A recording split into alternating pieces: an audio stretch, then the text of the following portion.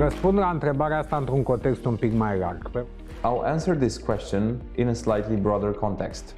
As recent years have brought greater exposure of organizations in digital space, security risks have also increased. Security risks practically encompass a much larger perimeter that we need to defend.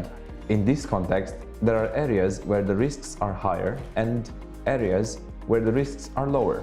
If we look at our business and consider our exposure in applications and more, where people work remotely and access platforms, in this case, people who can work remotely, security becomes increasingly important. It's not just a problem that strictly affects the ERP platform.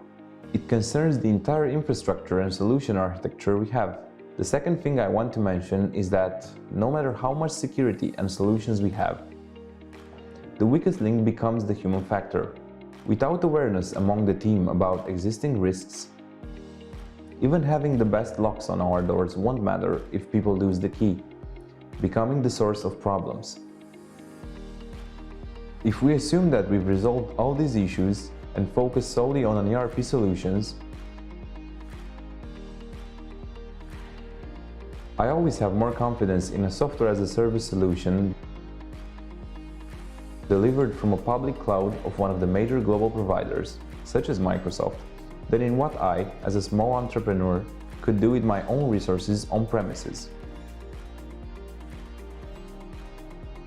These days are long gone when having a server in the back of the room under the table was considered better. It's not just a security issue, it's also about availability.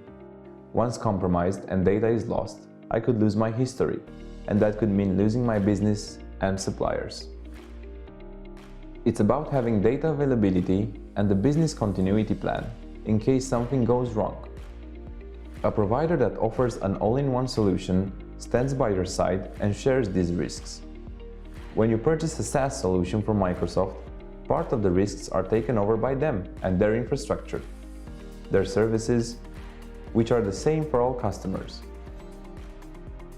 Microsoft has more to lose from such a problem than I would if I were to keep my data on my own. Furthermore, Microsoft undoubtedly has an army of people protecting the platforms and systems for our customers. Something I could never do for myself. I believe this is a mindset shift that has occurred in the recent years, and more entrepreneurs and organizational leaders are becoming aware, or at least I hope they are aware, that the idea of having a relationship with such a provider is more important. My colleague, the Chief Financial Officer, mentioned granularity, and granularity, when associated with security in the cloud, it's something you can never achieve in-house. So, the level of professionalism in the solutions delivered by Microsoft from the cloud is something I, as a technology company operating from my home, cannot match. Having traceability on who, what, where, and from where they accessed and what they have accessed is something that is practically impossible to achieve on your own. More importantly, it's essential to understand that security is not rigid. It's not an impenetrable wall because, in the end, any wall can be breached if there's a strong enough incentive. But I think what's more important is how quickly I can react and protect myself when something happens, how I ensure business continuity. If the result is that I've been attacked, lost data, and my business is brought to a halt, it's terrible. On one hand, I lose business continuity, and on the other hand, I suffer financial losses and I am often the target of fraud, where I must pay money. When you have a smart architecture delivered by a provider like Microsoft, in a cloud where an army of people is working on it, you've addressed a significant part of the problems.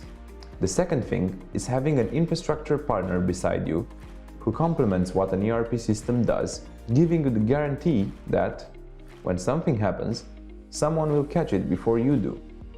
In that moment, you have a chance to survive, maintain business continuity, and isolate the problem.